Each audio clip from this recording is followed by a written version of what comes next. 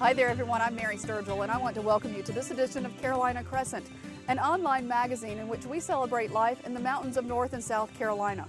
The Carolina Crescent spans from Asheville, North Carolina, all the way down to Spartanburg and Greenville and over to Anderson, and then just skirts the edge of the Nantahala National Forest. It's a place of resiliency and outdoor recreation.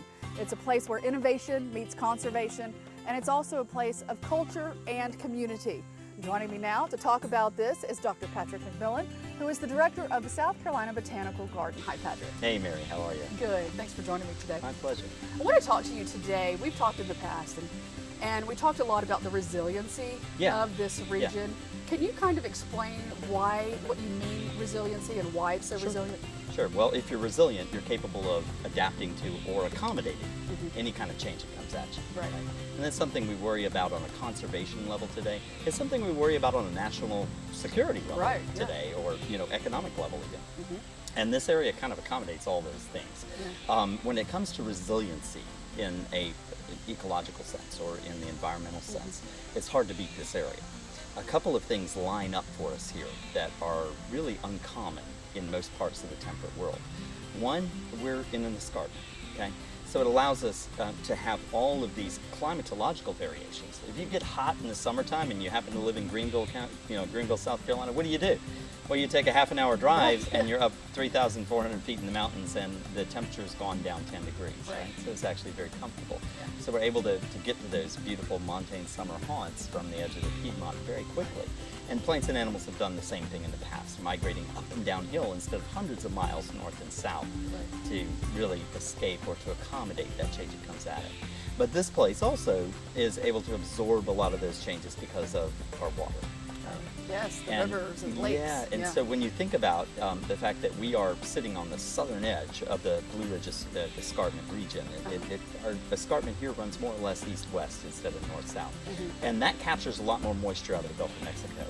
And all that moisture means that we have the most reliable water anywhere in the eastern United States. And water is life. And water is life. Yeah. We have more of it than anywhere in the eastern United States.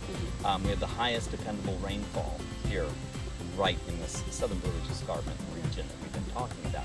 And so that's really important for buffering temperature. It's really important for providing the moisture that plants and animals need to survive. And it's been very important in carving the dramatic landscapes and the waterfalls. We have more waterfalls within 20, 30 miles of us here than you have anywhere else in eastern North America. We're talking day trips that you could go take a 10 in some cases, 10-minute hike and be in one of the most beautiful places on Earth. And you can easily see 4, 5, 6 major waterfalls in just one afternoon. So it's an incredible place from that standpoint of having that water. And then the gorges themselves that have been carved by this water. The vistas. The vistas, yeah. When you go to Whitewater Falls and you're looking down the gorge at Whitewater, it's amazing. It's an incredible thing. And that same scene is repeated on the horse pasture, the Toxaway, the East Totowe, over and over again as we work our way all the way up to Hickory Nut Gorge and and the edge of Linville.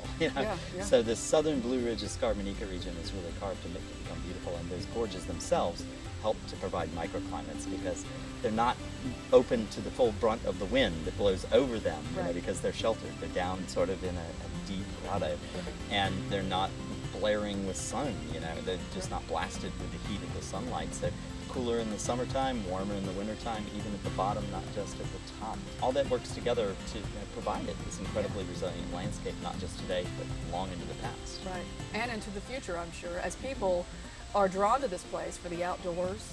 Because of those rivers and those streams and lakes, we have lots of outdoor recreation up here. And that, and it's also security. Right. If you live here, you know that your water is good. I mean, this is a place where, like Greenville, South Carolina, has the best public water system around in the country.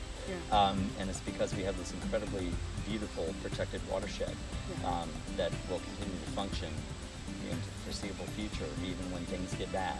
Here, life finds a way. And that's really when we're talking about innovation meets conservation, you're talking about that water conservation right there as well. Right, and we have a system like with the city of Greenville, the city of Asheville, where we have preserved watersheds which protect these forested slopes that give us this incredible water quality that's unmatched. Here you turn on the tap, and even if you're on city water, it's this incredible resource that's being piped into your home, and the water's reliable, it's here. It's something that's here to stay. One of my favorite things about this region is being able to, just like you said, go up thousands of feet in moments and get the fresh air and the fresh water. It's so good for your body. You bet. And in the wintertime, come back down. Right, exactly. Because if you come to here to the South Carolina Botanical Garden, you can walk around under, palmetto trees with Spanish moss draped out of live oaks. Right. And they grow just fine here on the edge of the escarpments. And you just go up the escarpment, 45 minutes an hour from here. And you're in Fraser fir and red spruce, and the climate is just like you'd have on James Bay up near Hudson Bay in Canada near tree line. And what an incredible place to have choices and to not have to travel far to see most of what you can see in eastern North America, from Florida all the way up to eastern Canada. And you mentioned economy, and in the very beginning of this conversation, all of that relates to the economy and drives the economy, doesn't it? Yeah. If you have reliable water, if you have beauty, if you have options, and you have recreation, you've got an economic driver. So making sure we can do a good job conserving this Southern Ridge Escarpment ecoregion to provide those places where people can depend on for life and depend on for the good things in life in far into the future. That really quality critical. of life. Yeah, really critical. We're lucky to have so much of it preserved here in the Southern Ridge Escarpment. That's the reason why businesses are flocking. Exactly. Just quality of life.